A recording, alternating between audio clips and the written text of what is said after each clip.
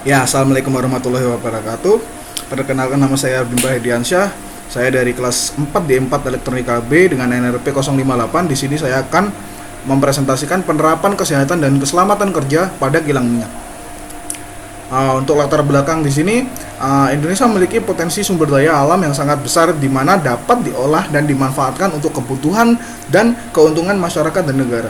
Salah satu industri yang memanfaatkan SDM adalah industri yang bergerak dalam bidang minyak dan gas bumi.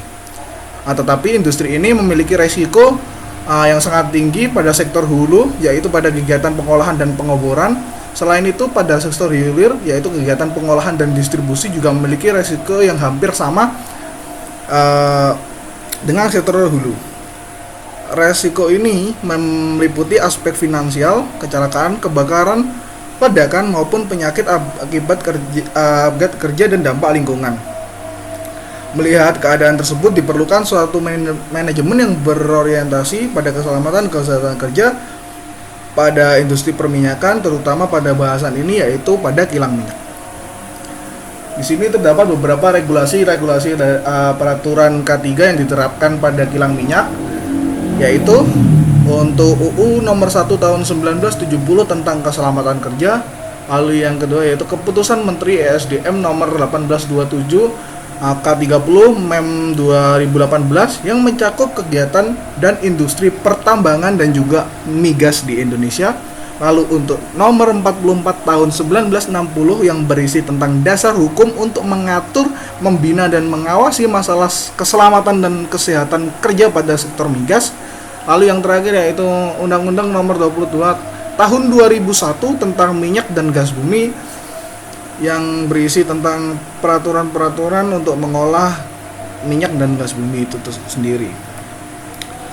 Ada beberapa teori dalam K3 yang diterapkan pada kilang minyak, di mana pada kilang minyak sendiri terdapat beberapa potensi bahaya yang dapat terjadi, yang secara umum bahaya ini dapat timbul pada kilang minyak yang terdiri dari yang pertama jenis pekerjaan.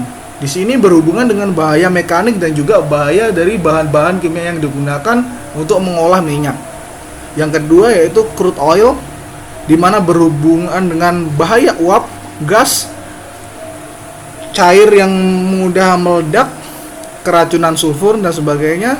Lalu yang terakhir adalah cuaca, misalnya petir atau badai ekstrim, di mana apabila kilang minyak ini berada di tengah laut, maka bahaya seperti badai sangatlah mungkin terjadi dan dapat menimbulkan kecelakaan. Beberapa aturan dan perlakuan yang harus dipatuhi dalam kilang minyak berdasarkan K3 adalah, di mana yang pertama, pengolahan terhadap bahan-bahan kimia yang digunakan dalam proses produksi harus diberikan informasi mengenai bahan singkat dari suatu zat kimia. Lalu sifat-sifat bahaya seperti bahaya kesehatan, kebakaran, reaktivitas harus diperhatikan, dan juga sifat-sifat fisika dari suatu bahan tersebut juga harus ikut diperhatikan. Kemudian keselamatan dan pengamanan berisi langkah-langkah keselamatan seperti yang pertama, penanganan dari dan penyimpanan dari bahan-bahan atau zat-zat kimia yang digunakan agar tetap terjaga dan tidak disalahgunakan. Lalu pengamanan untuk tumpahan dan kebocoran dari zat-zat kimia berbahaya atau bahkan pada suatu kilang minyak, di mana harus dilakukan pembersihan atau bahkan pensterilan suatu area dari zat-zat tersebut. Lalu alat pelindungan diri yang harus selalu dipakai seperti masker gas atau bahkan sarung tangan apabila zat-zat kimia tersebut dapat bersifat korosif. Lalu selanjutnya adalah pertolongan pertama, di mana di sini pertolongan pertama dapat dilakukan apabila terjadi tidak disengajanya menghirup gas beracun atau tidak sengaja berkontak fisik dengan zat-zat kimia yang dapat menyebabkan iritasi atau korosivitas. Lalu yang terakhir adalah pengamanan dan keamanan untuk pemadaman api, di mana api sendiri sangat berbahaya pada kilang minyak, di mana dapat menimbulkan kebakaran hebat atau bahkan ledakan pada kilang minyak. Lalu informasi lingkungan menjelaskan bahwa terdapat lingkungan uh, menjelaskan bahaya terhadap suatu lingkungan, bagaimana menangani limbah atau buangan bahan kimia baik berupa padat, cair maupun gas, termasuk di dalamnya cara pemusnahan dari zat-zat kimia tersebut, di mana informasi lingkungan ini sangatlah penting apabila kita mau memasuki suatu daerah atau lingkungan tertentu. Kita diwajibkan untuk menggunakan peralatan khusus, misalnya seperti APD yang lengkap, karena mungkin pada lingkungan tersebut terdapat bahaya yang dapat mencelakai kita sebagai seorang pekerja. Itu yang selanjutnya adalah pencegahan dan pengendalian bahaya pada kilang minyak.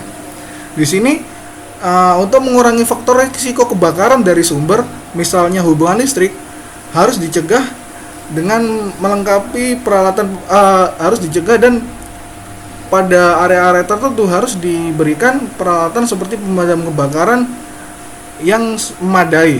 Lalu untuk selanjutnya, penanggulangan kedaruratan termasuk fasilitas komunikasi dan medis harus tersedia. Lalu pengawasan kesehatan dan mempertahankan personal higien atau kebersihan personal yang baik, di samping pemakaian alat perlindungan diri yang tepat, termasuk penyediaan fasilitas pencegahan keracunan dan pengadaan pertolongan bagi penyakit seperti pernafasan, di mana terpapar gas beracun dapat sangat tinggi resikonya apabila terkena. Lalu mematuhi peraturan K3 yang berlaku pada sektor-sektor tertentu. Kemudian yang terakhir adalah melakukan pelatihan K3 bagi seluruh pekerja sesuai dengan bidang kerja dan produk masing-masing yang dikerjakan, termasuk di dalamnya emergency drill dan sebagainya. Berikut adalah data yang dikumpulkan.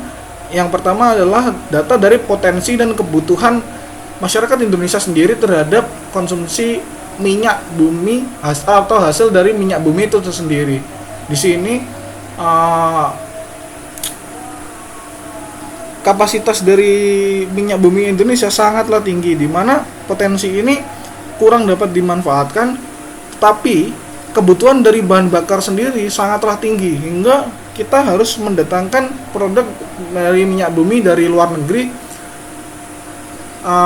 dalam jumlah yang cukup besar, padahal dari potensinya dapat digali dan diperluas hingga kita dapat mendapatkan produk dari minyak bumi atau hasil dari olahan minyak bumi secara maksimal, di mana hal ini tiap tahunnya makin meningkat hingga jumlah pekerja dan tenaga kerja yang digunakan dalam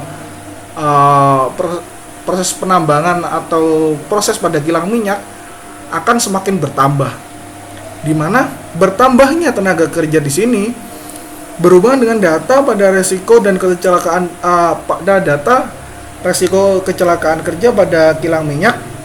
Di sini terdapat statistik kecelakaan kerja kegiatan dari hulu migas pada tahun 2011 hingga tahun 2016, di mana pada hulu peningkatan terjadi dari 2011 sampai dengan 2015, tetapi peningkatan ini akhirnya turun dan benar-benar telah hampir habis pada tahun 2016, di mana ini menunjukkan prospek yang sangat baik dari penerapan K3 dan juga dari manajemen kecelakaan kerjanya sendiri.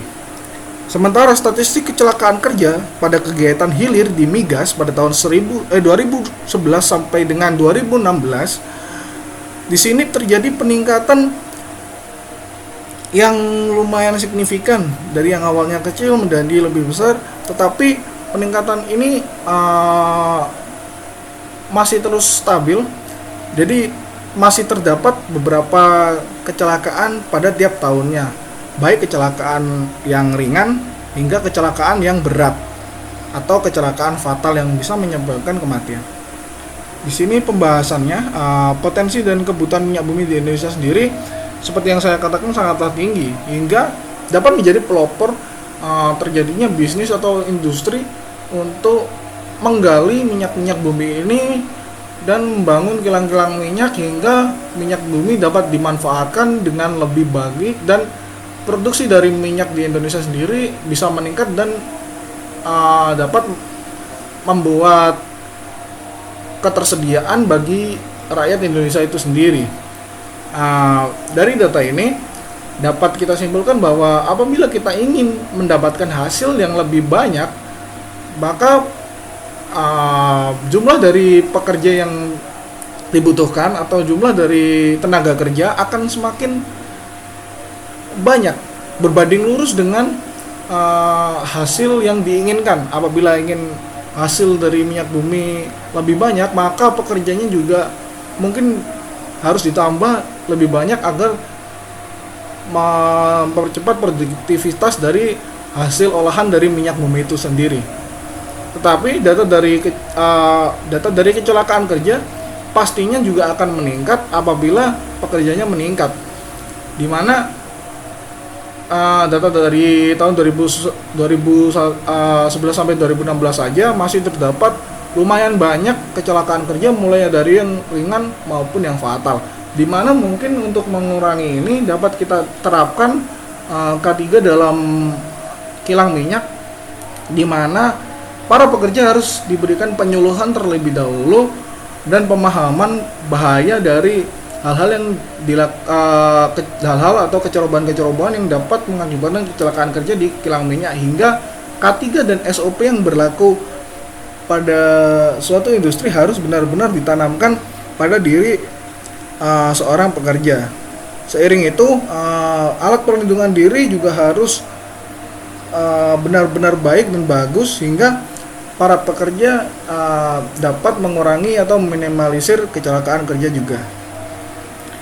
Di sini kesimpulan dan saran dapat disimpulkan dalam menjalankan pekerjaan diperlukan suatu pedoman dan standar kesehatan dan keselamatan kerja agar dapat menghindari hal-hal yang dapat membahayakan, baik berbahaya yang ringan hingga bahaya yang fatal. Perlunya pemahaman terhadap K3 di kilang minyak sangat dibutuhkan, karena resiko dari kilang minyak tersebut sangatlah tinggi, mulai dari perlakuan terhadap zat-zat kimia yang digunakan untuk mengolah bahan, hingga prospek dari kecelakaan dari mesin-mesin yang digunakan, bahkan dari cuaca ekstrim yang terjadi misalnya pada kilang minyak di tengah lautan. Selain itu, menurut saya alat perlindungan diri seperti APD sangat dibutuhkan dan wajib digunakan agar dapat melindungi diri dari kecelakaan dan alat-alat yang digunakan. Dan alat-alat atau APD ini harus sesuai dengan standar operasional prosedur atau standar yang berlaku pada suatu industri. Untuk saran di sini, semua pihak pada suatu industri atau badan usaha harus menerapkan dan berperan dalam melakukan penerapan K3 guna mengurangi kecelakaan pada tempat kerja. Harus dilakukan edukasi dan pelatihan tentang K3, dan semua pekerjaan wajib memperhatikan dan mematuhi K3 serta aturan-aturan yang sesuai dengan K3 pada suatu industri tersebut, dan melakukan SOP yang berlaku pada suatu industri. Ya, sekian presentasi dari saya. Apabila ada kurang lebihnya saya mohon maaf. Wassalamualaikum warahmatullahi wabarakatuh.